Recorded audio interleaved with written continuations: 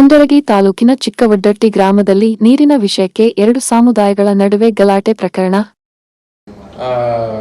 ನಿನ್ನೆ ದಿನ ಸಂಜೆ ಚಿಕ್ಕವಡ್ಡಟ್ಟಿ ಎಂಬ ಗ್ರಾಮದಲ್ಲಿ ಮುಂಡರಗಿ ಪೊಲೀಸ್ ಸ್ಟೇಷನ್ ವ್ಯಾಪ್ತಿಯಲ್ಲಿ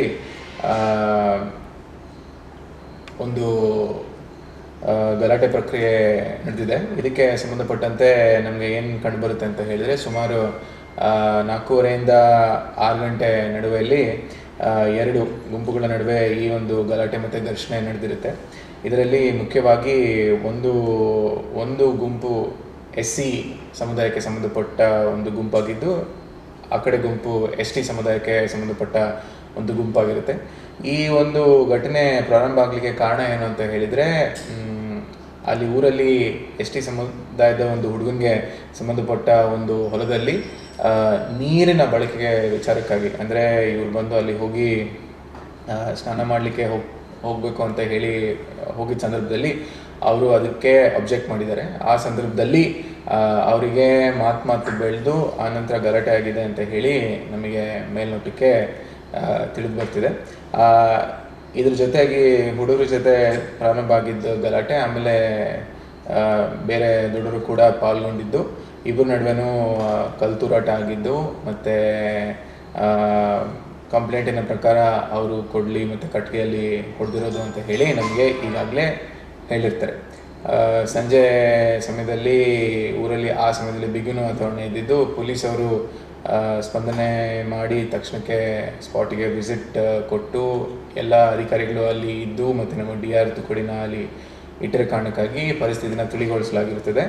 ಆ ನಂತರ ಪ್ರಕರಣಕ್ಕೆ ಸಂಬಂಧಪಟ್ಟಂತೆ ನಾವು ಫಿರ್ಯಾದಿನ ತೊಗೊಂಡಿರ್ತೀವಿ.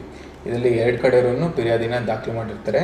ಫಿರ್ಯಾದಿನ ನಾವು ಮಾಡಿಕೊಂಡು ಈಗಾಗಲೇ ಈ ಪ್ರಕರಣಕ್ಕೆ ಸಂಬಂಧಪಟ್ಟಂತೆ 21 ಜನನ ವಶಕ್ಕೆ ಪಡೆದಿರ್ತೀವಿ.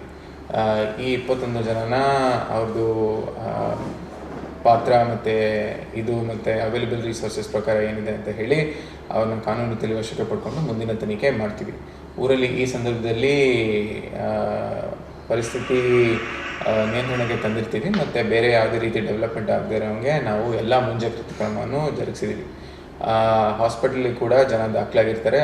ಅವ್ರನ್ನೂ ಕೂಡ ನಿನ್ನೆ ಅಲ್ಲಿ ಇರೋ ಸಂದರ್ಭದಲ್ಲಿ ನಾನು ಭೇಟಿಯಾಗಿದ್ದು, ಅವರಿಗೂ ಕೂಡ ಕೆಲವೊಂದಷ್ಟು ಜನಕ್ಕೆ ಹಣೆ, ಉಬ್ಬು ಮತ್ತು ತಲೆಭಾಗಕ್ಕೆ ಪೆಟ್ಟಾಗಿದ್ದು, ಇನ್ನೊಂದಷ್ಟು ಜನಕ್ಕೆ ಕೈ ಮತ್ತು ಕಾಲ ಹತ್ರ ಕೂಡ ಪೆಟ್ಟಾಗಿದ್ದು, ಅವರಿಗೂ ಕೂಡ ಹೆಚ್ಚಿನ ಸಂಖ್ಯೆಯಲ್ಲಿ ಚಿಕಿತ್ಸೆ ದೊರೀತಾ ಇದೆ. ಯಾರಿಗೂ ಪ್ರಾಣಕ್ಕೆ ಹಾನಿ ಇಲ್ಲದಿರೋ ಸ್ಥಿತಿಯಲ್ಲಿ ಎಲ್ಲರೂ ಚಿಕಿತ್ಸೆಗೆ ಎಲ್ಲರೂ ಸ್ಪಂದನೆ ಮಾಡಿದ್ದು, ಗುಣಮುಖರು ಅತಿ ಬೇಗ ಆಗ್ತಾರೆ ಅಂತ ಹೇಳಿ ನಮಗೆ ಈ ಸಮಯದಲ್ಲಿ ಡಾಕ್ಟರ್ಸು ಹೇಳಿರ್ತಾರೆ.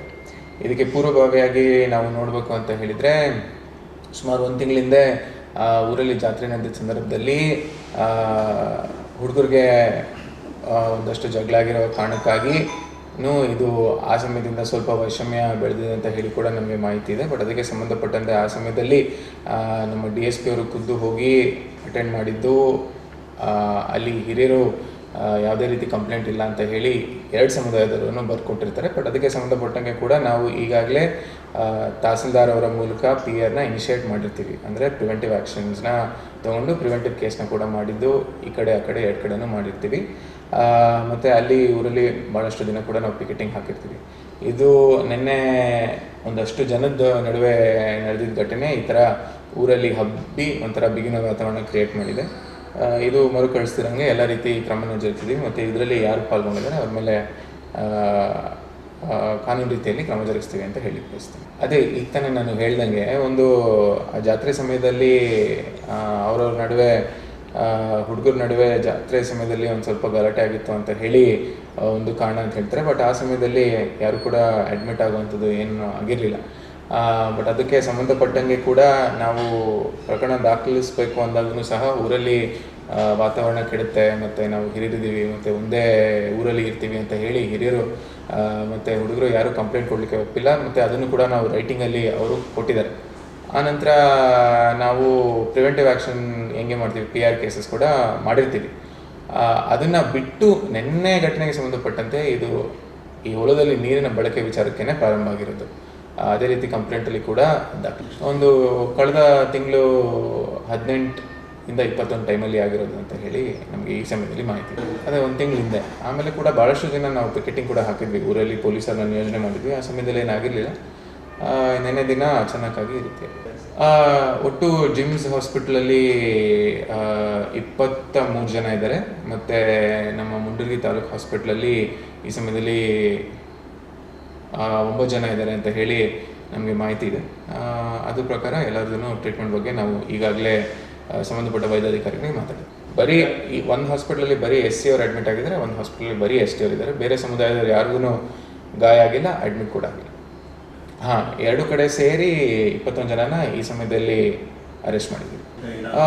ಅದನ್ನು ಇನ್ನೂ ನಾವು ಚೆಕ್ ಮಾಡ್ತಿದ್ವಿ. ಬಟ್ ಒಟ್ಟಾರೆ ಪ್ರಕರಣಕ್ಕೆ ಸಂಬಂಧಪಟ್ಟಂತೆ 21 ಜನನ ವಶಕ್ಕೆ ಪಡೆದಿದ್ವಿ.